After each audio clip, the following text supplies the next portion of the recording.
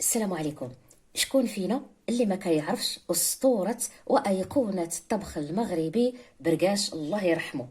اليوم غادي نشارك معكم السر الحقيقي لزعلوق الأسطورة برقاش، مشوي على حقه وطريقه، معلك وناشف من الماء ومن داك الشر فيه.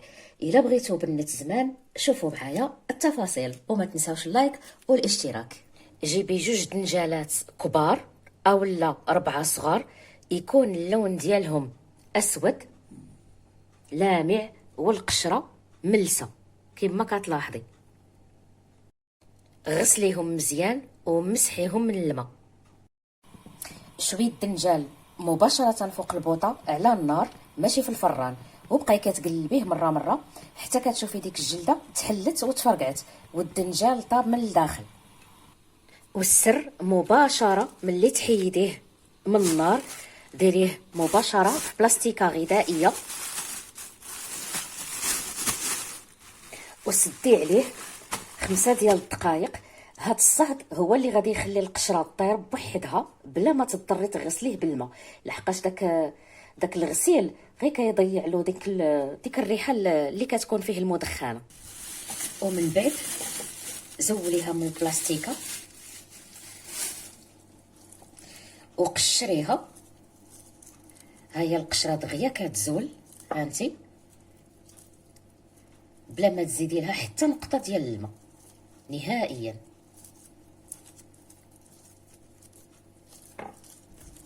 وقطعيها طريفات صغار بزاف،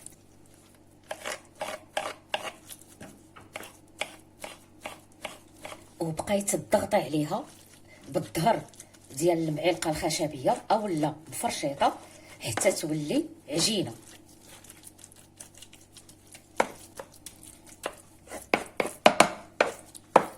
صافي، وغادي تخليها على جنب.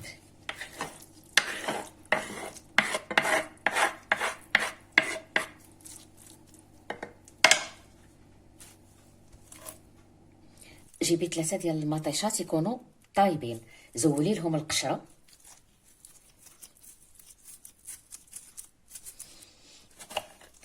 وحيدي لهم عفوا، وحيدي لهم حتى هاد الزريعه ما تخليهاش.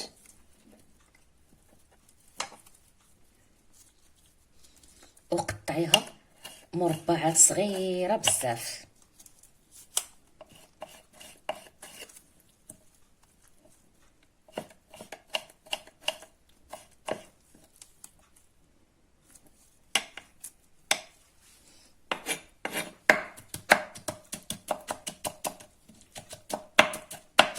في مقله ثقيله ديري نص كاس ديال زيت الزيتون، نص كاس صغير،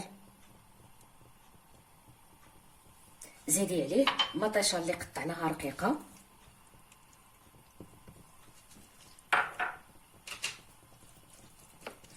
وزيدي عليها 4 د الفصوص ديال الثوم محكوكين. برقاش الله يرحمه كان يبغي ريحه الثوم في الزعلوق. وغادي تزيدي الملحه على حسب الذوق. خلي مطيشه طيب على عافيه مهيله حتى تذوب تماما وتولي بحال مركز الطماطم.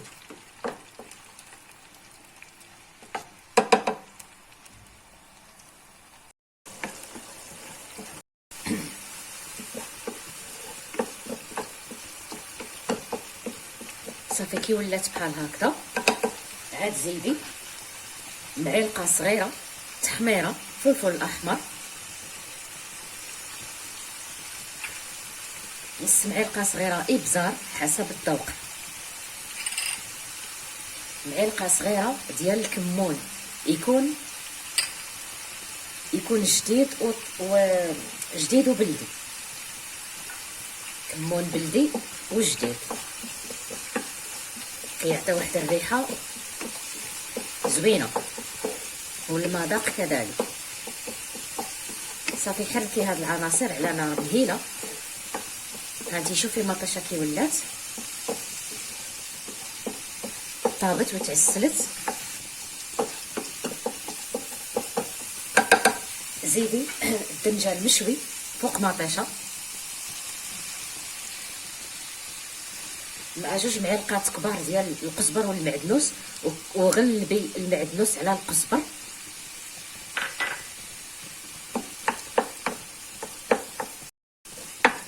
وهنا كتبدا اهم عمليه عند بركاش الله يرحمه، اللي هي تبقاي تضغطي مزيان وتحركي بالمعلقه ديال الخشب حتى كينشف الزعلوق من الماء تماما، وكتسمعي الصوت ديال التقليه في الزيت. هانتي منين كتسمعي هاد الصوت صافي، في هاد الوقيته غادي تطفي عليها، راها واجده حيت تعلكت. هانتي كتشوفي صافي راها واجده. اللمسه الاخيره اللي غادي تزيديها وهي واحد القطرات ديال عصير الليمون الحامض اولا الخل، خلطيهم. ومهما قلت لك على هذه الوصفه، اللذه ديالها المذاق هائل، والريحه نتاع الريحه نتاع داك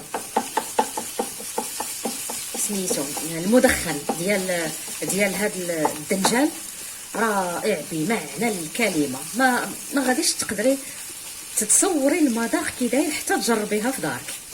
وماذا بك الا جربتيها في الدار انتي او انت، ردوا عليا في التعاليق، راها كتحمر الوجه وما تسخوش بالمذاق ديالها.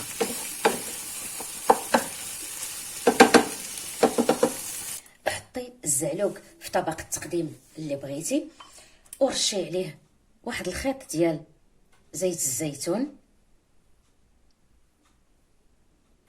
مع رشه ديال الكمون خفيفه ماشي بزاف،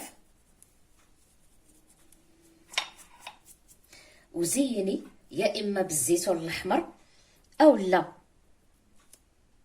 بحال هكذا القشور ديال الليم المصير، ورشي شويه ديال المعدنوس،